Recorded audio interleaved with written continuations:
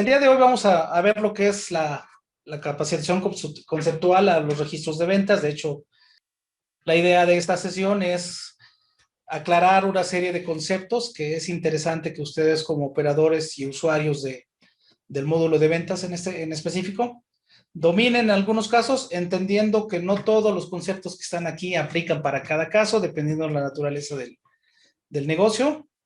Iniciamos con una frase. Dice: veamos a nuestros clientes como los invitados de una fiesta en la que somos anfitriones. Nuestro trabajo es que su experiencia con nosotros sea mejor cada día. Esto es una de las múltiples frases que tiene Jeff Bezos, que es el CEO de Amazon. Se podría decir que hoy día es uno de los referentes en cuanto a las ventas tecnificadas. Nuevamente me presento para los que no me conozcan, pues ya aquí está mi nombre, mi correo electrónico y bueno, capacitación en 3 fases, que tenemos 3 bloques en donde hacemos un recorrido funcional, una capacitación conceptual, es indistintamente uno de estos dos puede cambiarse el orden, y finalmente una alineación funcional, es decir, ya con el sistema trabajando adecuado a las necesidades de cada cual. Se podría decir que estos 2 puntos, tanto el recorrido funcional como la capacitación conceptual, son en términos generales. Y ya tal cual lo van a operar, está en la alineación funcional. Porque obviamente hay procesos de cada empresa que no necesariamente son idénticos en todas las empresas. Igual, a manera de introducción, vamos a ver lo que es un ERP, qué es lo que hace, muy brevemente. El ERP básicamente es un software que permite planificar los recursos de una empresa y bueno, nos da chance establecer todas las operaciones internas que tengan que ver prácticamente desde el levantamiento de pedidos, la gestión de la demanda, hasta la entrega final y la prospección de las ventas o inclusive la gestión contable o la gestión financiera. ¿Qué es un ERP? Bueno, básicamente es un sistema que nos va a permitir tener control en todos los procesos operativos de la empresa. Por otro lado, también nos ayuda a tener procesos de facturación, recursos humanos, logística, etcétera, que son procesos auxiliares, y nos permite también tener conexión con otros sistemas, sistemas legacy, que son básicamente algún sistema que ustedes tengan heredado de tiempo atrás, software de procesos de negocio, etcétera. Es importante que entendamos este concepto de datos e información, porque de ahí se derivan un montón de problemas muy complejos si es que no se resuelven en una primera instancia. ¿Qué quiero decir con esto? Si no entendemos bien estos conceptos, todos los procesos que sigan en la operación del sistema van a ser muy problemáticos. Tuve un jefe alguna vez que me mencionaba: si a un sistema lo alimentamos con porquería, lo que vamos a obtener es porquería. Y esto tiene mucho que ver justamente con esta presentación, o con este tema, perdón. Hablando de datos. Datos es un término que se refiere a hechos, eventos, transacciones, etcétera, que han sido registrados. Esto es la entrada sin procesar, tal cual se produce. O en otras palabras, son las entradas propiamente dichas. Por otro lado, tenemos la información. La información son datos procesados y comunicados de tal forma que pueden ser entendidos e inclusive interpretados por cualquier receptor. Ahora bien, dentro de los datos hay 2 categorías importantes. Los datos maestros son los datos centrales de alto valor y se utilizan para soportar todos los procesos críticos de la empresa. Cambian muy poco y se consideran un activo de la empresa. Y bueno, lo ideal es que exista una persona responsable dentro de la empresa que administre los datos. A ese rol se le conoce como Master Data Management. Muy importante, son un activo de la empresa. ¿Qué quiero decir con eso? Que son datos casi confidenciales. Ejemplo, la cartera de clientes. Lo importante de los datos maestros es lo siguiente. Es decir, nos ayuda a gestionar los datos importantes. Por otro lado, nos ayudan a clasificar los datos y a tener una categorización de los mismos.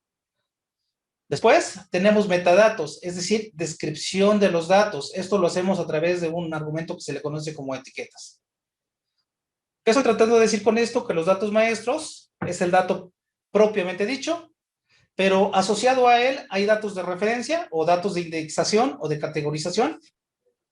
Ejemplo, de mi cartera de clientes, todos los que son de Puebla, o todos los que son empresas de cierto tamaño, o los que son de, no sé, ventas internacionales, todos los Estados Unidos. Es decir, una categorización para clasificar ese dato. Y etiquetas son como que descripciones propias al dato. Esa es una metainformación, así se le conoce. Dentro de los metadatos también podemos encontrar cualquier tipo de información, como dije hace un ratito, que va a permitir que el dato maestro sea un poco más fácil de describir y de localizar. Por ejemplo, no sé si ustedes se han dado cuenta, pero cuando toman fotos en su celular, asociado a esa foto, si ustedes ven las características y propiedades de la foto, van a encontrarse la fecha de donde fue tomada, el lugar donde fue tomada, inclusive las coordenadas geográficas vía GPS, es decir, la ubicación de la foto.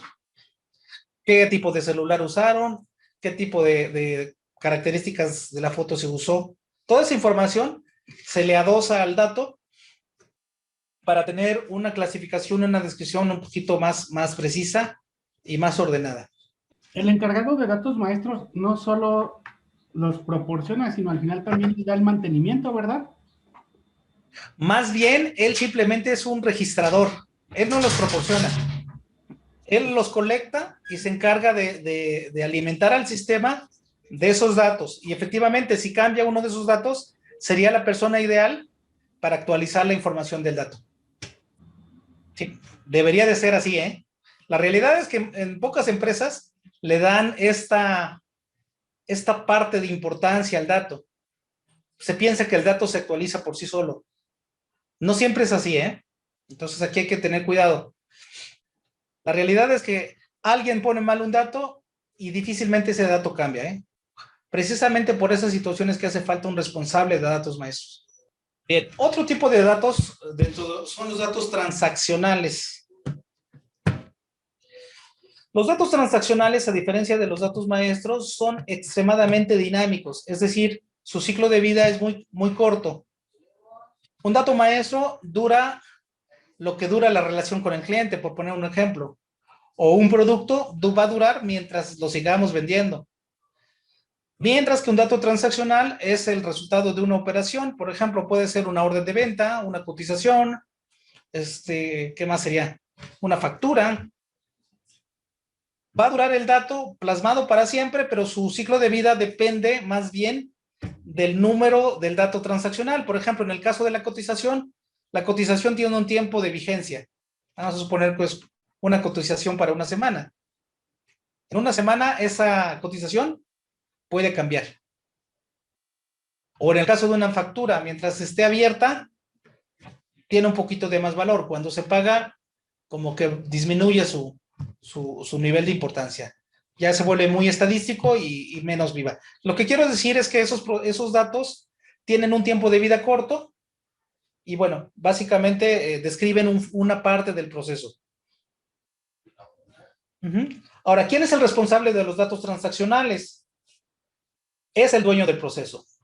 Por ejemplo, si alguien cotizó, pues quien haya hecho la cotización es el responsable de que ese dato esté bien. Por ejemplo, quien facturó es el responsable de que esa facturación haya sido correcta. Quien hizo la entrega de un producto es el dueño del proceso en ese caso y por consiguiente del dato transaccional que de ahí se haya registrado en el sistema. Con esto quiero decir que hay dos responsables. El del dato transaccional es el dueño del proceso, mientras que el del dato maestro es el responsable de datos maestros, propiamente dicho. Otra vez les voy a hablar un poquito del ciclo de vida de un dato. El dato maestro, el responsable es el DM, les decía yo eso hace un momento, gestiona el inicio, la obsolescencia. Un dato maestro casi nunca tiene fin. ¿Qué quiero decir con eso?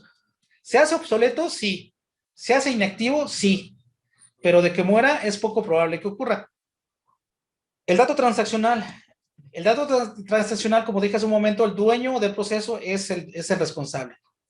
Y bueno, todas las etapas van a correr por el dueño del proceso. ¿Cuáles son esas etapas? Normalmente son 4, que es creación y captura, el primero.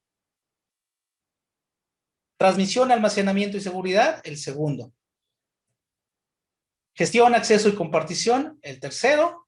Análisis, información e inteligencia de negocio, el cuarto. Esto no es bueno que lo conozcan, aunque no es tan crucial que lo sepan. Es simplemente cultura general de la informática que es importante que la tengan presente. Lo que importa aquí es que hay 2 tipos de datos, maestro y transaccional. Eso es lo que importa. Y que del dato maestro el responsable es, aunque se oiga redundante, quien administra el sistema, que puede ser el administrador propio del sistema o puede ser otra persona. Y el dato transaccional es el dueño del proceso. Ahí no hay más. Eso es lo que quiero que se les quede de esta serie de láminas. Ahora bien, para ventas vamos a tener algunos datos maestros importantes. Esos datos maestros que necesitamos, por un lado, es nuestro listado de clientes. ¿Qué quiero decir con eso? Si no tenemos un listado de clientes, ¿a quién le cargamos la cotización? ¿O a quién le cargamos la factura? ¿O a quién le cargamos la entrega? Entonces, necesitamos esa entrada para poder procesar una venta. Necesitamos nuestro catálogo de vendedores. Si tenemos varios vendedores, necesitamos saber quién vendió para, obviamente, le asignemos la venta correcta al vendedor indicado. Por otro lado, necesitamos que vender, es decir, nuestro catálogo de productos. Ya llevamos 3 datos maestros que necesitamos para ventas. Otro dato que necesitamos para ventas son los plazos de pago. Y un quinto dato, a ver, déjame ver los 4, sí, un quinto dato, son las tarifas o políticas de precios, que pueden ser descuentos y actualizaciones automáticas propias del precio. Normalmente, al producto se le asocia la tarifa o el precio, y normalmente al cliente, se le asigna su vendedor y su plazo. Ahora bien, de los clientes tenemos que considerar lo siguiente. Hay que considerar quién es el dueño de los datos del proceso. Es decir, quién es el dueño de la cuenta. Es decir, quién le lleva la cuenta a este cliente. Hay que considerar el momento que vamos a dar de alta ese dato. Hay que considerar también qué datos vamos a necesitar para dar la alta. Y también debemos de considerar el responsable de la alta y los cambios. Este último quien lo puede subir, este último bien puede ser el responsable de los datos maestros. Sí, si lo hubiera, pero si no hay que pensar en estas cuestiones. De hecho, la recomendación es que exista una persona que esa sea su razón de ser dentro de la empresa. Ahora bien, para la ficha del producto, del cliente, tenemos todo este montón de campos, como es el nombre, domicilio de entrega, correo electrónico, términos de pago, plazo de pago, régimen, posición fiscal o régimen, su línea de crédito. Para los datos de facturación vamos a necesitar el RFC, el país, el uso del CFDI, el método de pago, la cuenta bancaria del cliente, la cuenta contable del pago. Si se fijan, esta parte tiene que ver un tanto con contabilidad y con cuestiones fiscales, y esta parte que está más a la izquierda tiene que ver más bien con la gestión propia de la venta. Para el producto tenemos que considerar quiénes son los dueños del dato o del proceso, es decir, si es un producto que está en fase de desarrollo, pues debe de haber un dueño. Si es un producto de línea, pues tiene que haber un dueño. Si tenemos alguna categorización de productos, probablemente exista más de un dueño. Ejemplo, en los supermercados hay responsables por línea de productos. Por ejemplo, el de línea blanca es uno, el de abarrotes es otro. Inclusive, si quisiéramos ir más allá, hay responsables, inclusive por marca o por tipo de producto.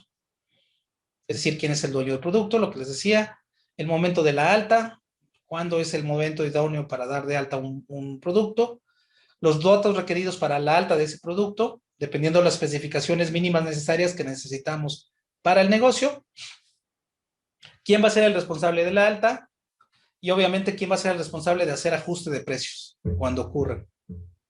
Dentro de los campos que tenemos en la ficha del producto está el nombre, la descripción, la referencia interna, la categoría, si puede ser o no vendido, el precio de venta, la unidad de medida, el tipo de producto, el método de abastecimiento, que básicamente hay tres, que es stock o bajo pedido, el método de suministro, que es fabricar o comprar.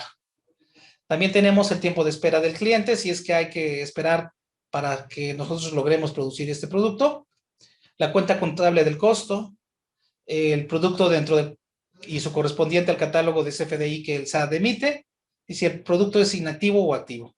Una parte importante es la tarificación de precios. Esta es una característica que el sistema tiene y que no queda muy claro al principio, pero si se las platico ya les va a dar más sentido para qué sirve. Esta tarificación de precios nos permite automatizar el ajuste de precios según ciertas reglas establecidas. Por ejemplo, si hay una variación del dólar, el sistema puede ajustar el precio de forma automática. Eso se puede hacer, siempre y cuando le metamos las reglas al sistema. ¿Sí? Si sube y baja, podemos crear esas reglas, que pueden ser directas o un poquito más inteligentes. Por ejemplo, ¿cómo podría ser un ajuste de precio inteligente? Por ejemplo, si el precio del dólar sube, pues subimos a la alza el precio.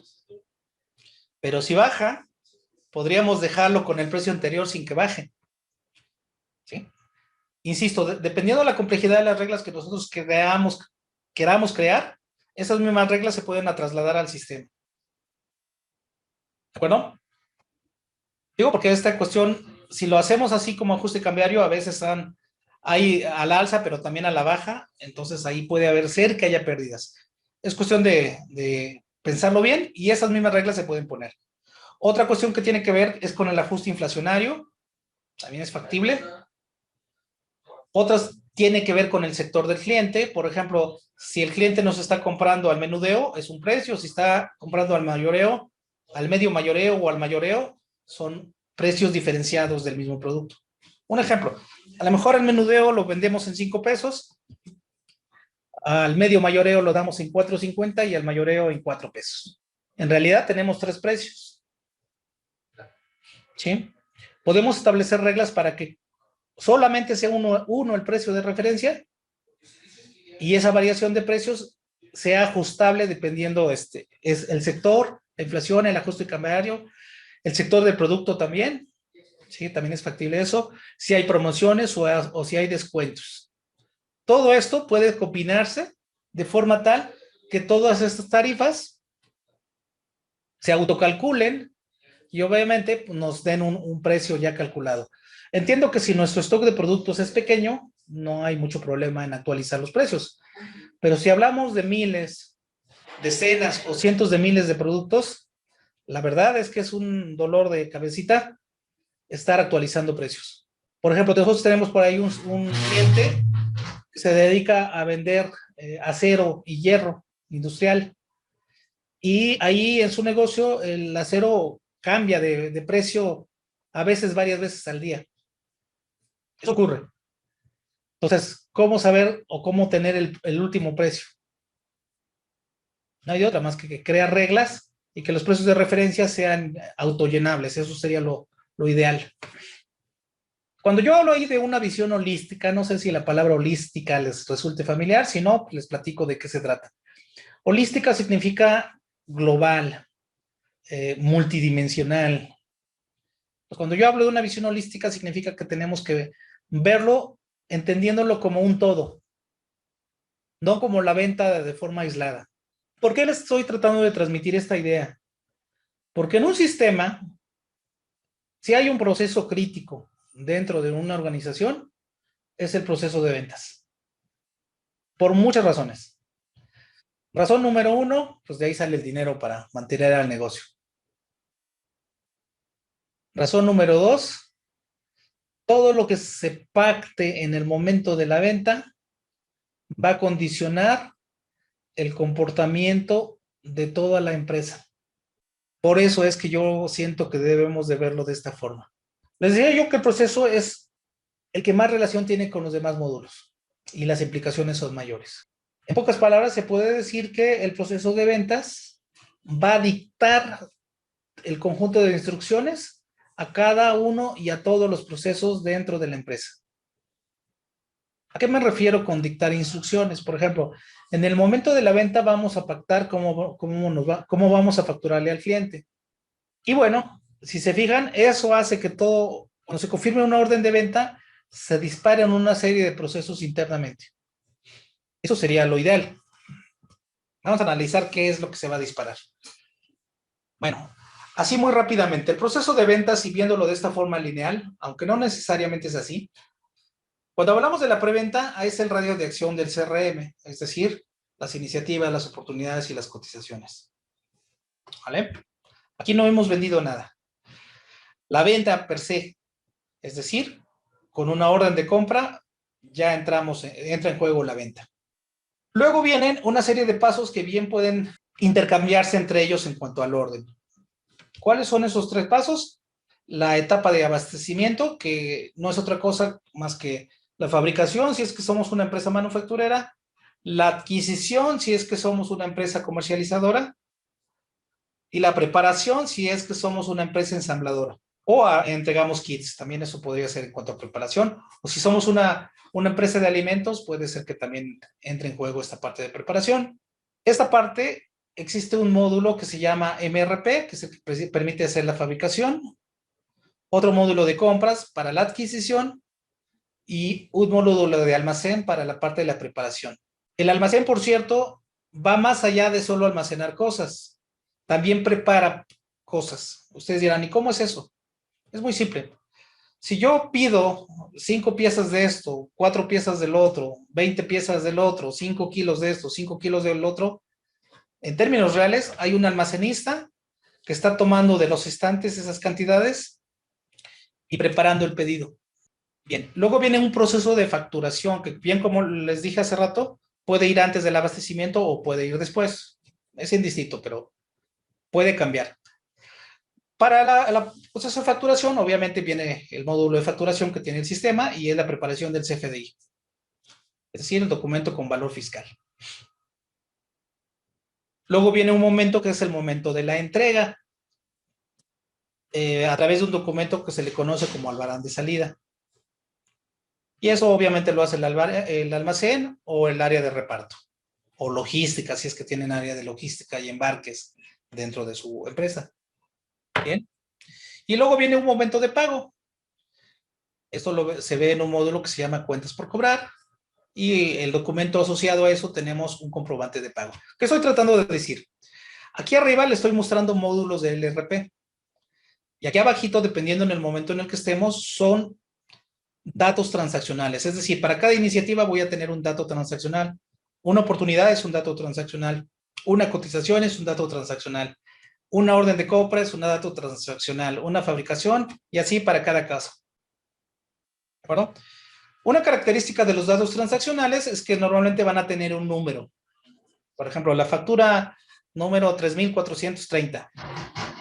La orden de fabricación MN 3214. O la orden de compra OC 4420. Si se fijan, es una forma de identificar al dato transaccional. ¿Quién es el dueño de la iniciativa? Bueno, pues quien gestiona las iniciativas. ¿Quién es el dueño del momento de facturar? Pues el facturista. ¿Quién es el dueño de la fabricación? Pues producción propiamente dicho. ¿Quién es el dueño de la orden de compra? Pues la fuerza de ventas. ¿Sí? Cada proceso transaccional tiene su proceso y a su respectivo dueño. Bueno, del CRM voy a nada más a tener esta. Y bueno, se refiere a prácticas, estrategias, sistemas que se utilizan para gestionar y analizar las interacciones con el cliente. Y lo que se busca es dar el servicio, mejorar la relación y fidelizar e impulsar las ventas. Tenemos lo que son las iniciativas, las oportunidades, las ventas y las reclamaciones. Un documento muy importante para el área de ventas es la cotización. Este documento es por medio del cual le vamos a informar al cliente cuál es nuestra propuesta sobre el bien o el servicio que él esté solicitando. Pero ese documento es muy importante. Normalmente en la parte del CRM es el documento que va a ser la salida de cada una de las etapas del CRM. Puede haber tantas cotizaciones como se requieran o como pide el cliente. Para fines de ventas, una cotización es una preventa. Todavía no es una venta en firme. Es una tentativa de venta. Pero bueno, no todas las cotizaciones se concretan. Bien. Partes de la cotización. Los datos que va a tener la cotización, pues van a ser número consecutivo, es decir, qué número de cotización es, la fecha de emisión, la referencia del cliente u orden de compra. En muchas empresas, para relacionar lo que el cliente pide con lo que nosotros le ofertamos, se tiene un campo para colocar ese número. Contacto o razón social del cliente, la dirección o facturación, dirección de entrega, que no necesariamente es la misma del cliente, puede ser que sí, así sea, pero bien pueden ser diferentes. ¿Qué divisa vamos a manejar? Es decir, qué moneda. La tarifa de precios que vamos a aplicar. Respecto a la cotización en la parte que tiene que ver con las líneas de producto o servicio, vamos a tener la referencia, que en algunos lados le ponen partida, podría ser una partida o un número consecutivo, una descripción, una unidad de medida, precio por unidad, cantidad, importe, impuestos, tiempos de entrega, descuentos si es que aplica, todo eso va en la cotización. Otra información que también podemos agregar a la cotización son las Incoterms. Si tenemos relaciones con clientes extranjeros, en algunos países es parte de las leyes de recepción de ese país que se establezcan el cumplimiento de las normas de entrega de comercio exterior, o en otras palabras, las Incoterms.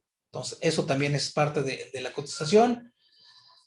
Esto aplica mucho cuando son entregas internacionales. Las políticas de entrega, es decir, si vamos a entregar todo junto o en parcialidades, también es una condición que hay que guardar. Las políticas de facturación, es decir, si vamos a facturar en cualquier momento, antes de la entrega o después de la entrega. Los tres escenarios son 100% factibles, pero hay que establecerlos en el momento de cotizar. Plazo de pago. Vendedor, es decir, quién es el que hizo la cotización. El vendedor actúa como contacto para el cliente, por cierto. Y notas, que es un campo abierto donde podemos colocar cualquier información de referencia en la cotización. El proceso de cotización, miren, en algunas organizaciones para pasar de la fase de la cotización a la venta, se requieren validaciones, que podrían ser el margen de utilidad bruto, es decir, si le ganamos poquito a esta cotización, pues tiene que haber alguien que valide que así va a ser. Límites de descuento, es decir, hasta qué punto nos podemos reducir. Límite de crédito, es decir, hasta qué punto podemos ampliar el plazo de pago. Historial de cobranza, se puede poner por ahí una regla de negocios para que si el historial de cobranza nos da una calificación negativa, niegue la venta y o la cotización. Productos de muy alto valor, también eso puede ser. Vamos a suponer que somos una comercializadora, pero el cliente nos está pidiendo productos que sí manejamos, pero son muy caros, tan caros que pues necesito que alguien lo autorice. Falta de inventario también podría ser un bloqueante de la cotización o de la venta. La información al dueño del proceso, por ejemplo, que no solo el vendedor se entere, sino que se entere el gerente de ventas, también podría ser una validación extra. Y bueno, otras dependiendo de las políticas que tenga la empresa para cuestiones de ventas. También pueden ser algunas cláusulas informativas o limitativas o escalables, de acuerdo a un validador. ¿Sí? No sé los procesos que tenga cada empresa, pero puede ser que pase por 2 o 3 firmas antes de realmente procesar la orden de compra. No estoy diciendo que así vaya a ser, ni que así sea lo idóneo. Habría que ver la naturaleza del negocio. Por ejemplo, hay negocios en donde el cliente da una serie de especificaciones muy precisa, donde el vendedor tal vez a nivel comercial lo toma, lo recibe, pero debe de haber una validación técnica para ver viabilidades sobre la técnica sobre el producto. Entonces, ese tipo de cosas. sobre todo en empresas que se dedican a hacer piezas muy precisas o proyectos muy precisos. ¿De acuerdo? Bien, la venta básicamente tiene las mismas partes que la cotización. En esencia es lo mismo.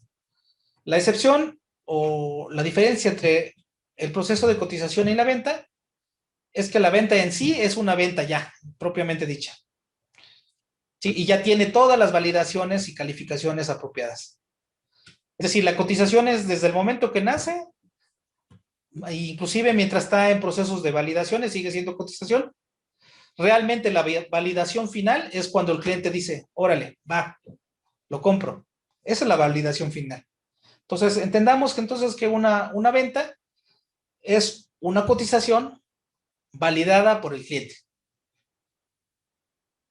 De forma ideal, una venta siempre nace siendo una cotización o nace siendo una cotización. Esto no es imperativo, ¿eh? No se vayan a creer que es así siempre, porque a veces el cliente luego quiere comprar, no nos espera la cotización. Sobre todo cuando hay ventas de mostrador, eso es así, ¿no? Llega lo que llega el cliente, porque lo necesita ya. Bueno, una vez confirmada no se puede cambiar. Eso sí es un hecho. Y quiero que se queden con esa idea. Una venta confirmada no se puede cambiar porque como ya tiene validaciones, esas validaciones ocurrieron. Lo que sí se puede hacer es cancelar. Ojo, no es lo mismo cambiar que cancelar. Espero les quede claro.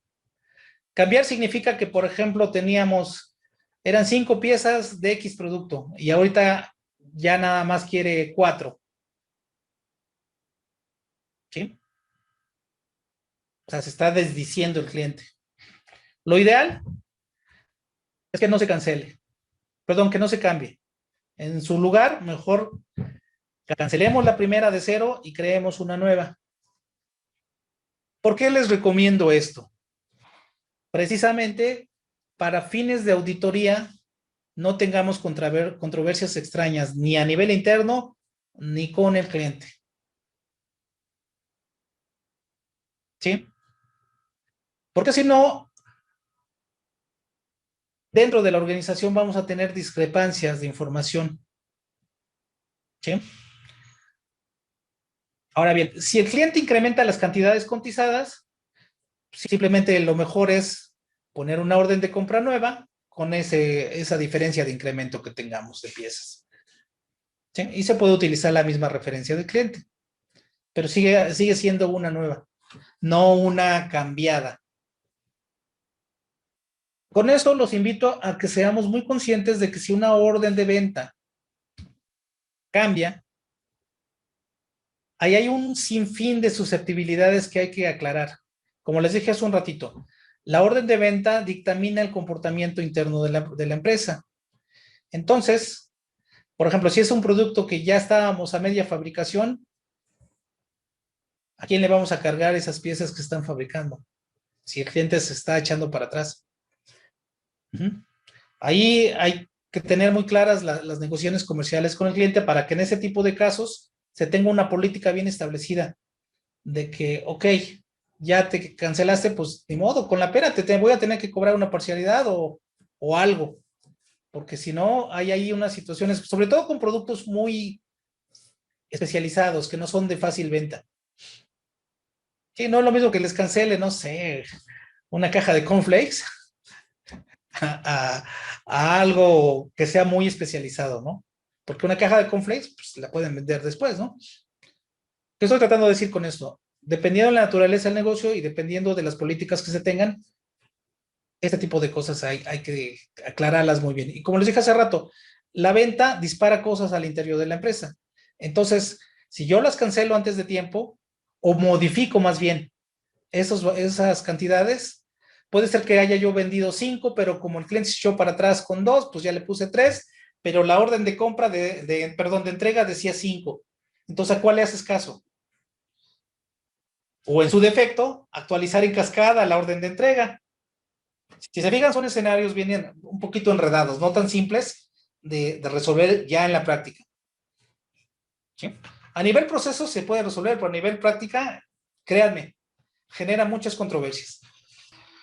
El abastecimiento no es otra cosa más que tener el producto disponible para poder entregarlo. Por ejemplo, en el caso tuyo, contadora, pues no puedes entregar el producto si todavía ni siquiera lo siembras, Sí, ¿cierto? sí, Entonces tiene que ocurrir un tiempo para que el producto lo tengamos disponible. ¿De acuerdo? sí. Ese tiempo depende mucho de las características de la empresa. Básicamente hay estas 4 posibilidades. Una empresa manufacturera, es decir, va a preparar o implicar o elaborar o integrar un kit. ¿Sí? Ujú. Es decir, de varias piezas va a juntar uno o armar uno o procesar uno. Por ejemplo, en una industria de alimentos, a partir de todos los insumos, como puede ser frutas, legumbres, carnes, tenemos un producto y un envasado final de otro producto, que no necesariamente se parece al original, ¿no? Esa sería una cuestión de manufactura. Adquisición. Si somos una empresa comercializadora, pues necesitamos adquirirlo primero. Otro tipo de negocio es que lo tengamos en stock ahí almacenado para poderlo tener. ¿Sí? Si tenemos stock, lo tenemos disponible. Otro tipo de negocio es un servicio que no implica entrega. Por ejemplo, si yo voy a vender, ¿qué será? La renta de internet por un mes, eso no implica entrega. Simplemente el cobro y que el servicio esté funcionando, ¿no? Entonces, básicamente, son 4 escenarios para el abastecimiento. Ojo, si cada una de las empresas que nosotros manejamos o del negocio en el que nosotros nos movemos tiene una naturaleza, no necesariamente va a aplicar todo, sino simplemente lo que aplique en cada caso. Por ejemplo, hay empresas que fabrican ciertos productos y otros los comercializan. Hay empresas que tienen stock y lo que producen lo hacen para stock. Hay otras empresas que lo que venden es bajo pedido, de otra manera no lo generan, no lo fabrican. En fin, son situaciones muy diversas. O empresas de entrega de servicios. Ahora bien, el proceso de preparación o de manufactura tiene mucho que ver con que si tenemos un producto que se dispare en el momento de la orden de compra, va a hacer que genere una orden de fabricación o orden de manufactura. Pues, ¿qué voy a hacer al interior de mi empresa? Pues voy a generar una serie de instrucciones sobre todo los productos, llamémosle, que forman el producto original. Por ejemplo, yo les puse aquí un ejemplo de unas tijeras. Cada vez que levantamos un pedido de unas tijeras, vamos a suponer que ese es nuestro negocio, yo tengo que mandar a fabricar o obtener de cualquier manera 2 agarraderas, 2 navajas y un tornillo. ¿Sí? Y no solo eso sería lo que a lo mejor lo compro o lo fabrico, no sé, en esa fase. Tengo que después tener un proceso de armado de cada una de las hojas de la tijera. Y luego tengo que tener un proceso para el armado final de las tijeras. Inclusive, después de esto, tal vez venga un proceso de empaquetado. Bueno, hay un módulo específico del sistema que se llama MRP, que se encarga de esto. Todo lo que se pueda descomponer en componentes, ya sea adquiridos o comprados, se trabaja a través de un EMRP. ¿Cuándo son productos de línea? Cuando son proyectos o productos por única ocasión, entonces existe otro módulo que se llama proyectos. No voy a hablar mucho de él, pero también es factible. Espero que mi ejemplo no les haga mucho ruido porque en una laminita le estoy dando a entender toda una presentación bien largota.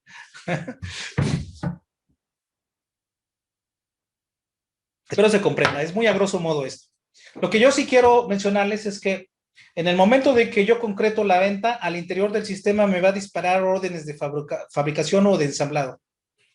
Eso puede ocurrir, o de hecho ocurre, con un ERP. Cosa que con un sistema de ventas normalito no ocurre. El sistema de ventas simplemente vende y ya. Todo lo demás tenemos que tener sistemas alternos para ello. Por ejemplo, yo quiero aportar algo. En nuestro caso, que fabricamos equipos especializados, precisamente tenemos, digamos, varias fases de la fabricación.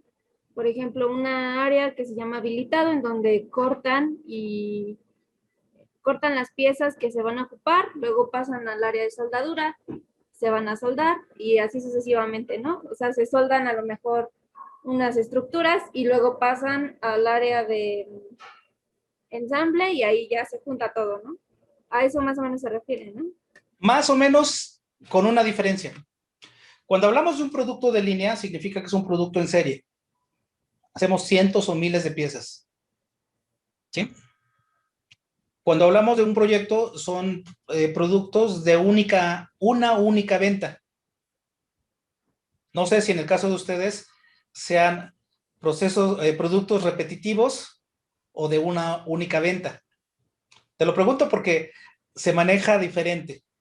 Pues son repetitivos hasta cierto punto, pero en realidad trabajamos bajo contrato, o sea, y tenemos varios productos, no es como que siempre se esté fabricando el mismo producto o así, pero sí, digamos que tenemos ciertos productos que son los que más se venden.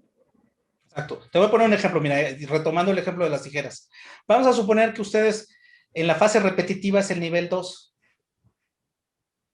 El de nivel 1 a lo mejor cambia el color de la agarradera. Ya es un producto diferente. Por única ocasión, a lo mejor esta agarradera es metálica, pero la parte de abajo sigue siendo la misma. ¿Sí? Entonces, ¿qué te estoy tratando de decir? Que puede ser que esta parte sí sea repetitiva. Esto sí queda a nivel MRP y esta parte de arriba puede quedar a nivel proyecto o proyectos. ¿Sí? Pueden hacerse mezcolanzas o mezclas de ambos tipos de sistemas. ¿Sale? Igual, hay que pensarlo muy bien antes de modelar el sistema. ¿Sí? Ese es el detalle de un MRP y de un RP propiamente dicho. Hay que pensar bien cómo es el proceso para que se facilite la captura y la gestión dentro del sistema.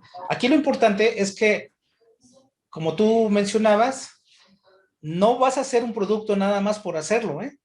Tiene que venir una orden de venta, sí o sí, o un proyecto aceptado, sí o sí. Sí.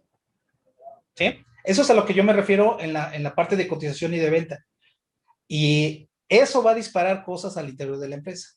Y esa parte hay que pensar bien para saber qué se dispara al interior de la empresa. ¿Sí me doy a Una entender? duda. Sí, sí, sí, sí. Sí, escucho. Igual soy parte del equipo de... Entonces, digamos, en mi orden de compra, yo, bueno, en este caso ahorita utilizamos Compaq. Lo ideal es que tal cual sea en la... Se entrecortó, no te alcancé a escuchar bien. ¿Me repites todo, porfa? Entonces, si en mi... ¿no? En este caso nosotros utilizamos Compaq. Si ahí hacemos la cotización y la factura, antes o después de que se haga el producto, es lo mismo que en este momento, bueno, que cuando esté funcionando el sistema, debemos de capturar en el RP.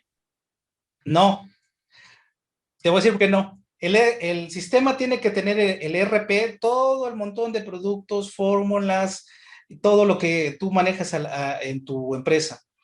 De forma tal que cuando generes la orden de venta y la confirmes, te genere las órdenes de fabricación y de producción asociadas a esa orden de venta.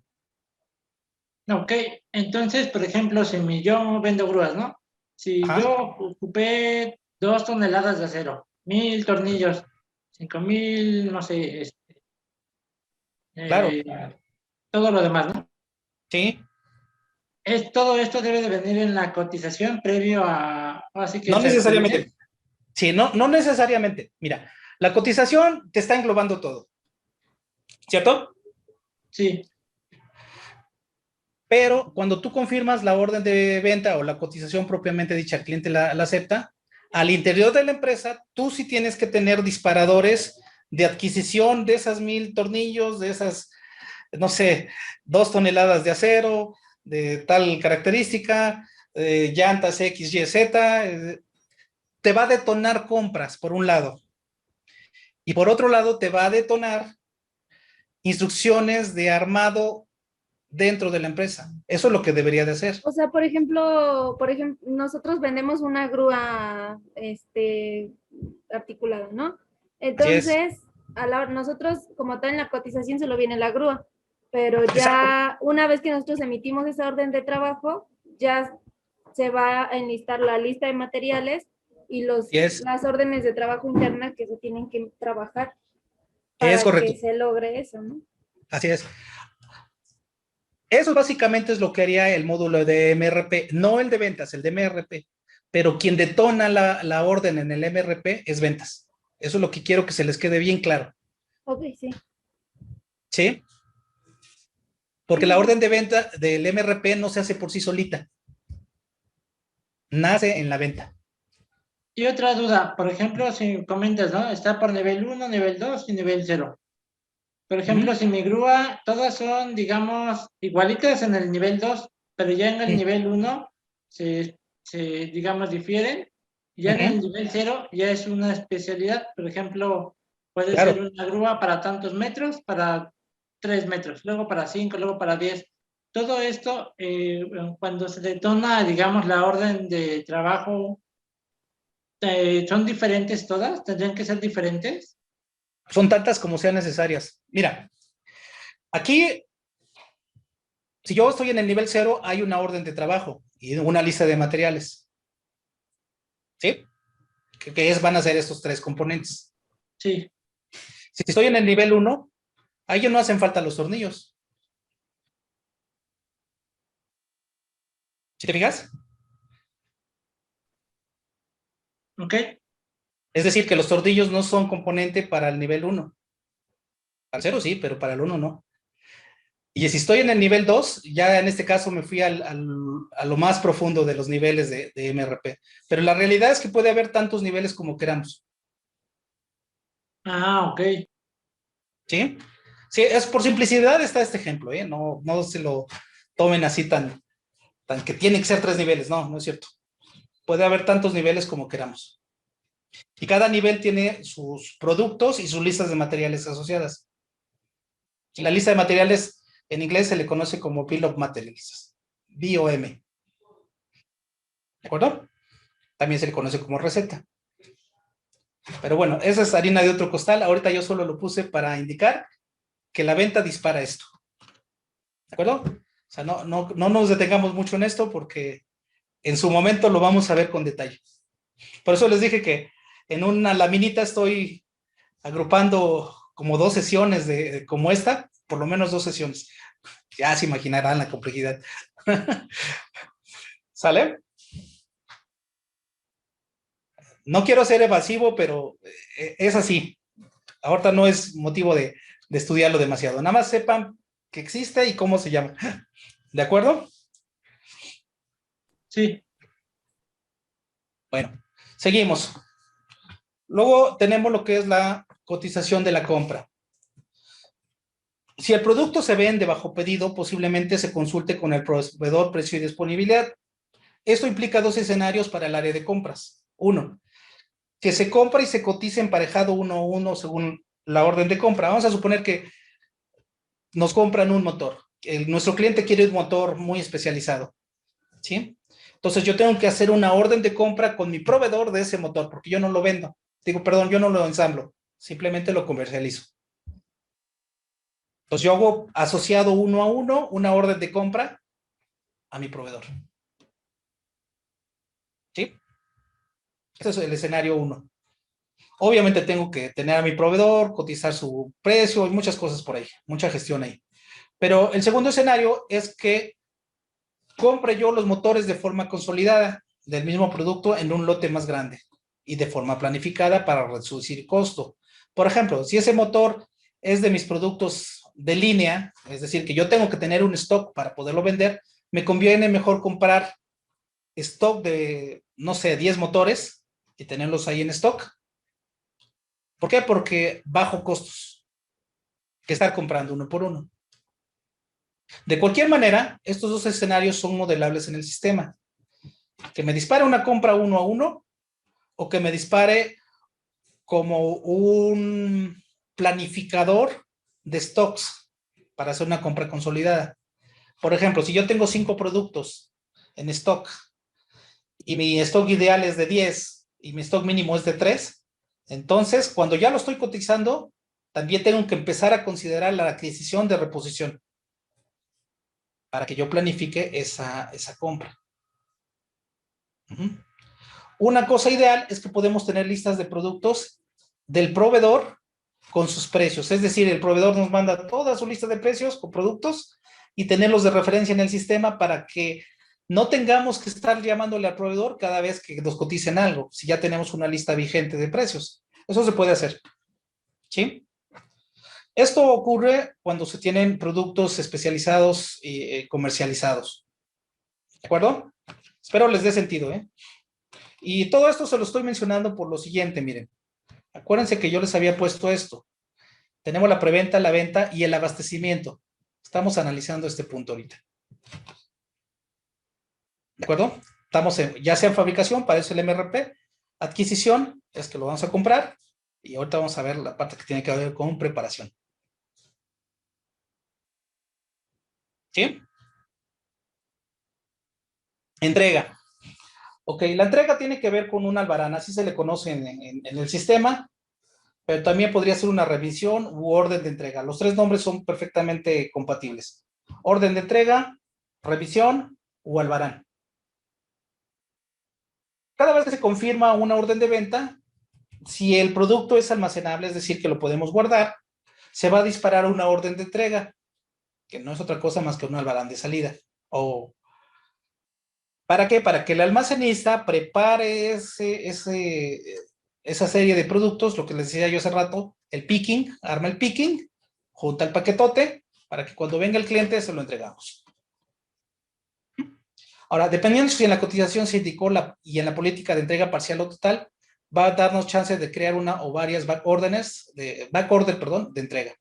Por ejemplo, si el cliente nos pidió 20 piezas y en este momento le estamos entregando 5, pues ya hice una entrega de 5 piezas y un back order de 15. Pendiente de entregar, porque a lo mejor no tengo stock ahorita. Pues tengo que esperar a que el stock se llene. Por eso les decía yo hace rato que en la orden de venta, todas las condiciones operativas de la empresa se establecen. Porque ahí es donde el cliente le dice, ¿sabes qué? Sí te tengo las 20 piezas, pero ahorita de momento tengo 5. Las otras 15 las vas a tener mañana, por decir algo. ¿Sí? Entonces, ahí hay una política de entregas parciales. Bueno, el responsable de almacén prepara el producto a ser entregado y lo reserva, es decir, lo va a apartar del resto del inventario para que se descuente del inventario, pero realmente sin que se descuente. Sé que suena un poquito contradictorio, pero no es otra cosa a lo que hacíamos cuando teníamos, al menos yo cuando iba al recreo en la primaria, y iba yo con la de la cooperativa y le decía, apártame 2 tortas. Y ya la de la cooperativa, como me llevaba bien con ella, pues ya me apartaba las 2 tortas y entonces ya no tenía que esperarme a que se acabaran, ¿no? Básicamente eso es a lo que se refiere el concepto. Espero les haga sentido. Sé que es muy coloquial lo que estoy diciendo, pero creo que es la forma más fácil de entender. ¿Sí? Ahora bien, si la entrega fue configurada para que primero se facturara y luego se entrega, bueno, pues ahorita el paso siguiente, no miento, al revés. Si fue configurada la entrega previa a la factura, el paso siguiente sería la factura. En algunas empresas, solo se factura lo que se entrega. Eso pasa en algunas empresas, no en todas, ¿eh? Y en algunas otras empresas, se factura hasta que se entrega todo. ¿Sí? Si yo pedí 20 piezas, te voy a facturar hasta que te entregue yo las 20 piezas. Eso depende de las reglas de negocio que se tengan. Bien, el paso siguiente es la facturación. Bueno, aquí este proceso puede ser antes o después de la entrega, de acuerdo a lo que les mencioné ahorita. También se puede facturar en parcialidades. Es decir, cada parcialidad puede facturarse como una porción del todo. Eso es posible, ¿eh? ¿Qué más? Los datos, bueno, también pueden ser las facturas independientes. O sea, yo entrego 5, facturo 5. Pero te podría ir, te facturo 5 de 20. Sería la primera factura. Otra factura podría ser 5 para completar 10 de 20. Bueno, ahí son un sinfín de combinaciones posibles que queramos, ¿no? Todo depende cómo se haya pactado la venta. Por eso enfatizo que en el momento de vender afecta a todos los procesos de la empresa y la facturación es uno de los más afectados. ¿Qué más? Aquí es muy importante que se recabe la posición fiscal del cliente, en otras palabras, el régimen, la forma de pago, si va a ser efectivo, transferencia, cheque, etcétera, el método de pago, ya sea en una exhibición o diferido en parcialidades, los términos de pago, si es contado o crédito concedido, e impuestos aplicables dados los acuerdos con el cliente y dada la naturaleza del producto. Por ejemplo, ahí contigo, contadora, Eduardo, pues muchos productos son de tasa cero, entonces pues también hay que tomarlos en cuenta, no precisamente tienen IVA, entonces se considera también como parte de las reglas de facturación. Ahora, también se generan y van a adjuntar en el mismo momento los archivos XML y PDF que son necesarios para el SAT, para la emisión de CFDIs en ese momento. También destaco que al emitir una factura se va a generar la póliza contable. Nuestro sistema permite eso, que al momento que estamos emitiendo una factura, la póliza se genera. ¿De acuerdo? El momento de la facturación es otro, como bien se habrán dado cuenta, y bueno, son situaciones interesantes. Unas dudas. Sí, escucho. ¿En facturación hay un límite de timbrado? No. Nosotros, nuestro sistema, digamos, tú puedes contratar paquetes de timbrado. 1,000, 2,000, 3,000, 4,000, 5,000, los que tú quieras. ¿Sí? Cuando estés próximo a acabarse, pues bueno, nos avisas y te abrimos el paquete que sigue. ¿Sí? La realidad es que si estuvieras en condiciones ideales por ahí, hay un cachito de gracia, un periodo de gracia para ello. O sea, que no te quedes así clavado en las limitaciones en ese sentido. El sistema puede administrar cientos o miles o cientos de miles de facturas, no hay ningún problema, inclusive millones de facturas. No pasa nada. ¿De acuerdo? No sé si por ahí... Okay. Sí, no lo decía por el sistema, sino como en Compact facturación. También puedes comprar ya sea la licencia por año o por facturas. Llegas a un límite y ya llegó tu tope y compra más, ¿no? Eso me refería. Todo depende cómo lo necesites. En nuestro caso, nuestros timbres no caducan. Si tú compras 100, esos 100 son hasta que se te acaben. Por poner un ejemplo. ¿Sale? Lo que sí debes de considerar, y muchas veces no te dicen algunos paquetes, es que cuando timbras, consumes una factura. Cuando pagas o emites un comprobante de pago, consumes otro folio. Y cuando cancelas, también consumes otro folio.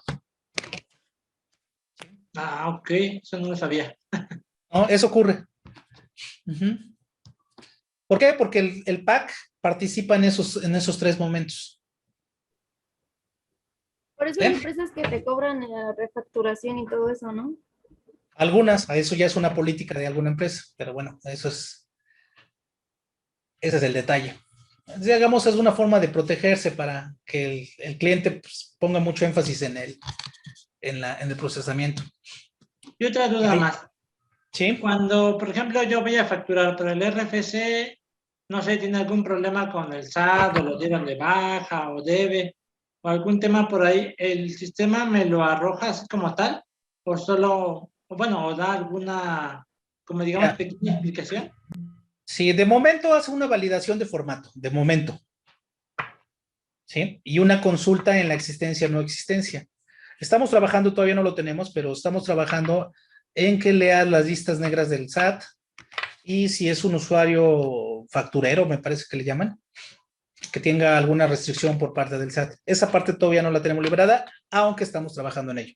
Eso en cualquier momento lo podemos tener ya liberado. ¿De acuerdo? Ah, ok. Sí, es que para acá nos ha pasado los últimos meses que queremos facturar, pero no nos deja y es por ese tema. Sí, pero pues ahí, ¿qué podemos hacer? Sí, eso sí. Si el propio SAT no te deja facturar, sí, ahí ya no es problema del sistema. ¿De acuerdo? Normalmente cuando cuando se tiene este tipo de situaciones, el PAC tiene conexión directa con el SAT y ellos validan estas cosas. ¿Sí? Esta parte sí es interesante. Igual, cuando hablemos de facturación, que es otra de las pláticas que vamos a tener, vamos a ver este tema y otros más. ¿Sí? Sí, Ahorita muchas simplemente gracias. lo mencionamos. Bueno, en las cuentas por cobrar, si hablamos de la cobranza tradicional, es que según cómo definamos en la factura las condiciones de pago, cuando ocurre el pago vamos a aplicarlo ya sea de forma parcial, como un abono, o inclusive total. O otro escenario es que podamos integrar varias facturas en un solo pago, eso es factible, especificando las cuentas bancarias tanto del cliente como el de depósito de pago. Eso se hace en el sistema, se registra, se concilia y la contabilidad se afecta, ¿sí? Al mismo tiempo, lo cual hace que haya un ahorro operativo para el área contable. Se va a generar una póliza de forma automática, va a conciliar el pago y va a aplicar el pago a la cartera. Es decir, si el cliente A nos debía 5 pesos y nos pagó 1, bueno, pues ya nada más nos debe 4. ¿De acuerdo? Al decir conciliar, significa que ese peso corresponde a la factura 35, por decir algo. ¿Sí? Es posible también que desde la conciliación bancaria se apliquen los montos una vez identificado hacia alguna factura. Por ejemplo, nosotros podemos meter el estado de cuentas del banco, donde se registra un pago por 30 pesos. ¿Sí? Pero vemos que hay una referencia de tal cliente. Dice, tal cliente ya me pagó 30 pesos. Yo puedo buscar facturas de montos iguales a 30 pesos y se aplican ahí. Eso es factible. Como último paso, se genera el comprobante fiscal del pago. O en este caso, nosotros lo conocemos como ¿se fue el nombre? Bueno, recuérdame, Eduardo, ¿cómo se llama cuando emitimos el comprobante de pago? Timbrar. Se me fue el nombre, pero bueno, ahí. Es un recibo electrónico de pago. Sí, exactamente, eso. ¿De acuerdo? Muy bien, gracias, contadora. Bueno, hay otra forma de ver la cobranza que es cobranza a través del portal del cliente. Nosotros tenemos ya un módulo precisamente para que el cliente tenga un portal web donde el cliente vea su estado de cuenta y ahí mismo el cliente puede elegir la forma de pago, que puede ser un depósito de ventanilla, una transferencia, un STP, PayPal, Oxxo, Bitcoin, etcétera, referenciado, para que cuando caiga el dinero, la referencia pues está ya registrada. Y el sistema en automático hace la conciliación dentro del ERP. Y bueno, lo único que tienen que hacer el personal operativo es cotejar y darle un clic para emitir el comprobante de pago. Es lo único que tienen que hacer, porque todo el paso lo hace el sistema. Es más, ni siquiera el sistema, lo hace el cliente dentro del sistema, en términos reales. Esto agrega mucho valor porque el cliente sabe en todo momento qué debe y cómo lo debe. Esta parte que yo pongo aquí abajo es muy importante porque en este caso el personal de cuentas por cobrar debería de centrarse en el análisis histórico de los clientes y estudie las líneas de crédito, porque esa es la parte donde hay mucha venta que no se puede hacer por una falta de análisis de las líneas de crédito. Probablemente tengamos clientes que se merezcan crédito, probablemente tengamos clientes que no se merezcan el crédito. ¿De acuerdo? El personal de cobranzas muchas veces está más preocupado por estar llamando y estar sobre el cliente que por hacer esto. La parte automatizada nos va a dar chance en eso justamente, que el cliente, perdón, que el agente de cobranzas se enfoque un poquito más al análisis financiero y la parte, digamos, repetitiva y desgastante que es el cobro, pues lo haga el sistema en automático. ¿Sí? Es factible tener esto de un portal del cliente. ¿De acuerdo? Así que si no lo tienen, pídanlo. Porque existe ya. Bien, otro tipo de ventas es una venta simplificada. Hasta este punto, hemos analizado las ventas en varios momentos. ¿A qué me refiero a varios momentos? A esto. La venta, hay un abastecimiento, una facturación, una entrega y un pago. Si se fijan, son tres pasos más uno, o sea, 4 pagos. 4 pasos, perdón. Cuando hablamos de venta simplificada, eso ocurre en una terminal punto de venta, que en inglés es Point of Sale, POS o TPV. En un mismo momento vamos a procesar un pedido, el cobro, la entrega y la facturación, que puede ser en ese momento o a posteriori. Y bueno, eso se utiliza en muchos tipos de negocios B2C. Por ejemplo, una caja de supermercado es un terminal punto de venta. Una caja de un restaurante es un terminal punto de venta. ¿De acuerdo? Casi en muchos negocios que son a consumidor final, este esquema se maneja, que es la venta simplificada, ahorrándonos estos 3 pasos. ¿Sí? Aún así, yo he ido a establecimientos en donde, a pesar de que tienen venta de mostrador, tienen 3 pasos. Es decir, primero levanto el pedido en un mostrador, luego me mandan a caja a pagar, ya que pagaron, me sellan de pagado mi ticket y me dicen, pues ve a tal ventanilla, ahí te entregan. Realmente lo que está pasando ahí es que se está levantando el pedido en un momento, se está facturando en otro momento y se está entregando en otro. O sea, es el esquema que les puse varias láminas antes. ¿Sí? Ahí no es terminal punto bancaria. Perdón, terminal punto de venta. Cuando hablamos de terminal punto de venta, es esto. En ese mismo momento se levanta pedido, en ese mismo momento se cobra, en ese mismo momento se entrega. Puede ser que se facture allí o no. ¿De acuerdo? Vamos a hablar un poquito de los sectores de venta. ¿Hasta aquí cómo vamos? ¿Vamos bien? ¿Muchos conceptos? No, todo Sí. bien. Vale. Esto es un poquito teórico, este apartado 5, pero vamos a hablar de los sectores de venta. Ya más o menos les platiqué en la presentación pasada de los sectores que hay. Básicamente son los siguientes, miren. Hay business to consumer, que son precisamente negocios enfocados al consumidor final. ¿Sí? Y es una empresa hacia particulares. Es venta al detalle, propiamente dicha. Hay portales de internet, por ejemplo, Amazon está enfocado a la venta al detalle, en términos reales. A pesar de ser una empresa tototota, es venta al detalle. Los supermercados casi siempre es venta al detalle, pocas veces es business to business, pero bueno, eso por ponerles un ejemplo. Business to business es precisamente de empresa a empresa.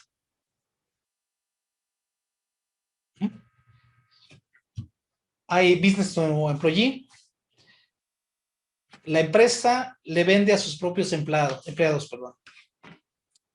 ¿Por qué le vende a sus propios empleados? Precisamente para fidelizar a sus propios empleados.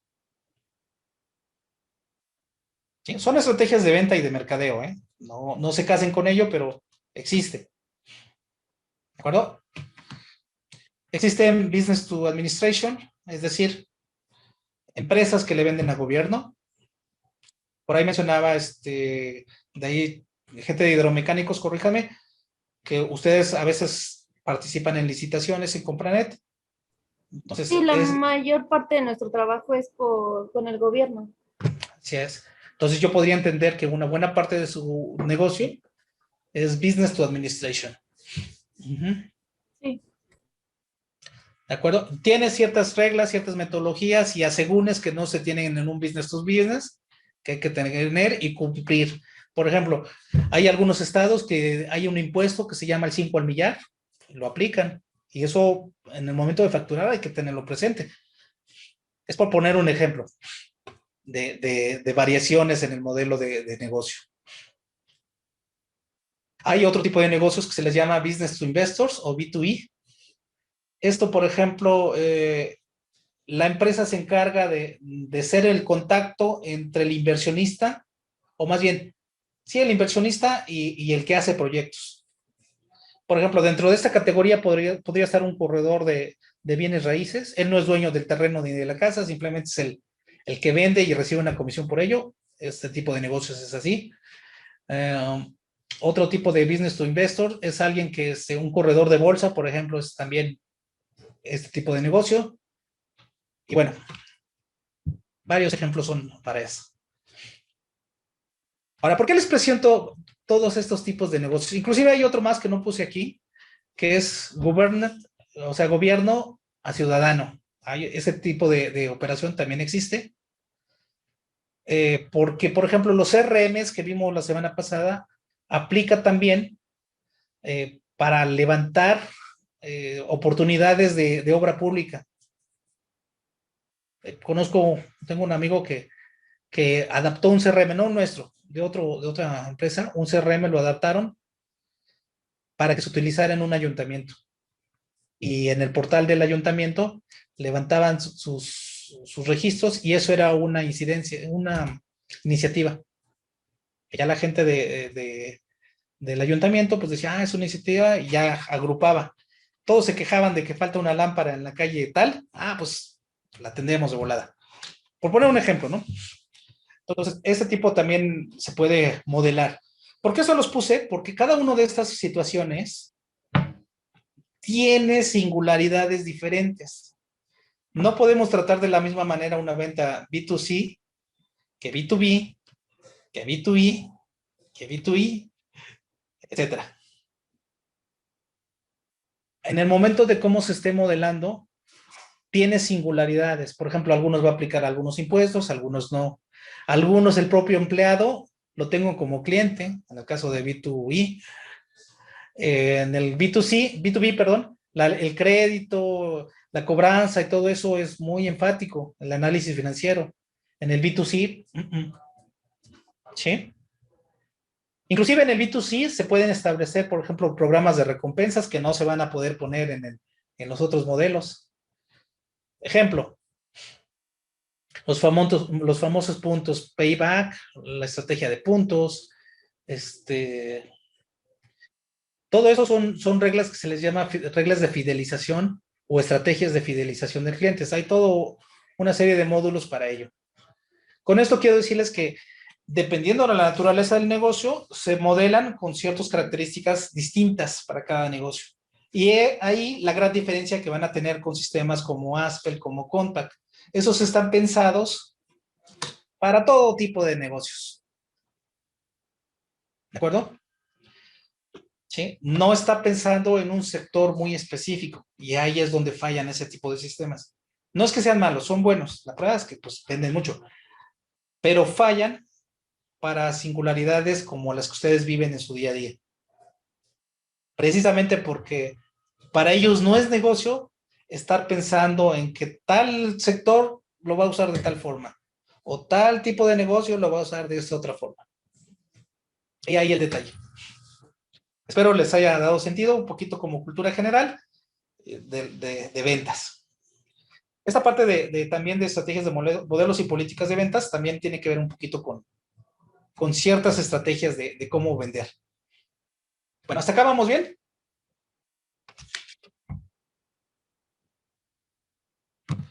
Vamos a ver esto rapidito para que tengamos sesión de preguntas y respuestas. Bien, básicamente un modelo es tener una tienda física. Es cuando el comprador va al establecimiento donde va a comprar. Hay forma de vender personalizada a través de un mostrador o de un agente de ventas y el autoservicio, como es en el caso de los supers. Una tienda en línea o e-commerce es cuando el comprador acude a un portal informático en la red donde se realiza la venta. Y se va a vender en forma de autoservicio, porque bueno, en el portal se tiene toda la gama de productos, servicios, y el comprador va escogiendo lo que quiere. El soporte va a ser un poquito en cuanto a dudas al precio o al producto, pero sobre todo al producto, no tanto al precio, porque el precio está plasmado ahí. Otro tipo de estrategia es el canvaseo, que es venta puerta a puerta. La realidad es que es un modelo de ventas menos frecuente para ciertos sectores, pero para otros ese es su día a día. Para esto requerimos una fuerza de ventas grande y especializada. Si nuestro producto es muy especializado, requerimos que nuestro vendedor tenga cierta iniciación técnica en el producto que vendemos. Normalmente cuando se tiene este tipo de estrategia de ventas, el pedido se va a levantar en sitio. Esto implica que tenemos que tener alguna terminal para levantar el pedido. ¿De acuerdo? Por canal de distribución, aquí no les puse figurita porque es puro rollo, pero casi siempre el canal de distribución es B2B, o sea, negocio a negocio. El primero de ellos se llama sistema de distribución exclusiva y es donde el fabricante va a elegir a sus revendedores y los va a tener para que de forma exclusiva tenga los productos. Un ejemplo de eso son las agencias de autos. Ejemplo, una agencia de Volkswagen no te va a vender un Chevrolet, jamás. Y aquí la empresa grande elige quién va a vender su producto. Otro sistema es sistema de distribución selectiva. Ocurre cuando el fabricante vende a un grupo seleccionado de intermediarios. Aquí se necesita que ese grupo de intermediarios sean líderes del mercado para que se valorice el producto. A eso se le conoce también como representación. ¿Sí? Por ejemplo, podemos tener, sobre todo en las refaccionarias, no sé si han dado cuenta, representan a ciertas marcas en ciertas zonas. Por ejemplo, para el Bajío, una tienda, para el norte, otra tienda. Sí, para que no se haya traslape de mercado y de cierta manera se tenga un canal más o menos constante de producto. Otro tipo de canal de distribución es sistema de distribución intensiva. Y aquí le tiran a todo, cuanto más mejor. Por ejemplo, aquí los ejemplos son los productos de higiene y los alimenticios. Todo el mundo es mi distribuidor y todo el mundo es mi vendedor. Otra estrategia es el telemarketing. Esta lo que se hace es que vende cualquier tipo de productos por medio de llamadas telefónicas.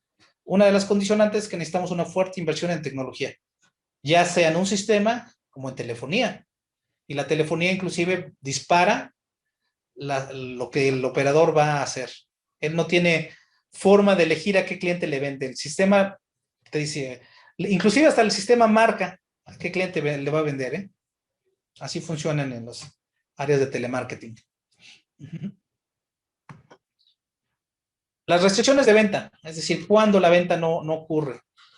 Lo pongo aquí en estrategias porque también como forma estratégica podemos tener cierto tipo de limitaciones y restricciones. Por ejemplo, son reglas de negocio que van a limitar la venta si el crédito otorgado se ha excedido o no se tiene. ¿Sabes qué? Me estás pidiendo crédito, no lo tienes. No te puedo vender. No tengo existencia en inventario. Es otra limitación. Perdón. Puede ser que sí, pero con un anticipo. Puede ser que esta restricción de venta incumpla con un contrato o una regulación.